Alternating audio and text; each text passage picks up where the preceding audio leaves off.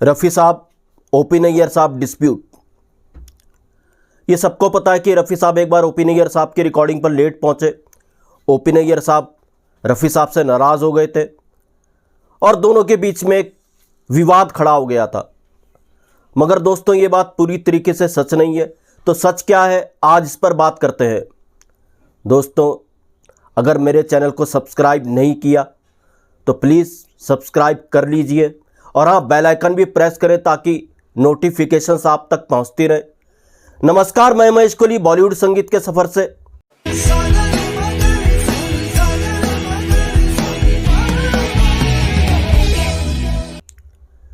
दोस्तों, ओपी नैयर साहब और रफ़ी साहब की ट्यूनिंग लाजवाब थी। रफ़ी साहब ने ओपी नैयर साहब के लिए जितने भी गाने गाए सब के सब नायाब गाने थे, मगर यही ट्यूनिंग एक बार कुछ टाइम के लिए ब्रेक हो गई थी। उसकी असली वजह क्या थी, ये आज मैं आपको बताने जा रहा हूँ। दोस्तों, एक रिकॉर्डिंग का ये किस्सा है। ओपी नैयर साहब रफ़ी साहब के लिए गाना रिकॉर्ड करने वाले थे। रफ़ी साहब को वो इंतज़ार कर रहे थे 70 म्यूजिशियंस के साथ, 70 साजिंदों के साथ, मगर रफ़ी साहब को उस दिन आने में लेट हो गई थी। रफ़ी साहब जैसी रिकॉर्डिंग स्टूडियो पहुंचे, ओपी नैयर साहब ने रफ़ी साहब से पूछा कि लेट कैसे हो गई।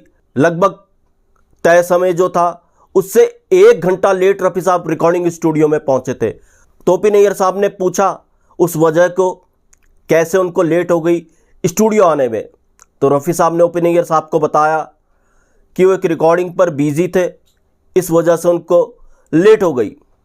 तो दोस्तों, यहाँ पर कोई डिस्प्यूट नहीं था। ओपी नैयर साहब ने कहा खैर कोई बात नहीं। ओपी नैयर साहब जो थे उन्होंने 70 म्यूजिशियन को कहा कि वो बजाना शुरू करें, गाना रिकॉर्ड करते हैं। और रिकॉर्डिंग की सारी तैयारियां शुरू हो गई थी। जैसी रिकॉर्डिंग की तैयारी शुरू होने लगी तो म्यूजिशियन में से एक म्यूजिशियन ने रफ़ी साहब को पूछ लिया, साहब आप किसकी रिकॉर्डिंग पर बिजी थे। अब रफ़ी साहब दिल के सच्चे, कभी झूठ नहीं बोलते थे, तो रफ़ी साहब ने कह दिया कि वो शंकर जयकिशन की रिकॉर्डिंग पर बिजी थे। अब इतना सुनना था, यहाँ तक तो सब ठीक था कि रफ़ी साहब लेट हो गए। इतना सुनना था, ओपी नैयर साहब भड़क गए शंकर जयकिशन का नाम सुनते ही।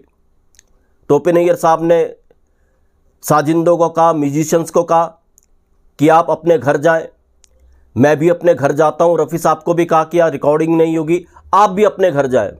अब रफ़ी साहब को भी ये बात बहुत अजीब लगी और यहीं से फिर दोनों के बीच में एक विवाद हुआ जो लगभग 1-2 साल तक रहा और रफ़ी साहब के कारण ही ये विवाद टूटा था। इस डिस्प्यूट का फ़ायदा महेंद्र कपूर साहब को खूब मिला। ये गाना जिसकी रिकॉर्डिंग पर इतना विवाद खड़ा हो गया था, बाद में ओपी नैयर साहब ने महेंद्र कपूर साहब से ही गवाया। हालांकि गाना पता नहीं, जिस किसी को ये गाना पता हो कमेंट बॉक्स में ज़रूर लिखें। दोस्तों, ये जो किस्सा था ये बताया था साउथ एशियन फिल्म के विशेषज्ञ सिराज खान साहब ने बीबीसी को। सिराज खान साहब जो ओपी नैयर साहब के भी बहुत करीब रहे, उन्होंने ये किस्सा शेयर किया था। तो दोस्तों, यह किस्सा यहीं तक। फिर मिलूंगा किसी और वीडियो में किसी और किस्से के साथ।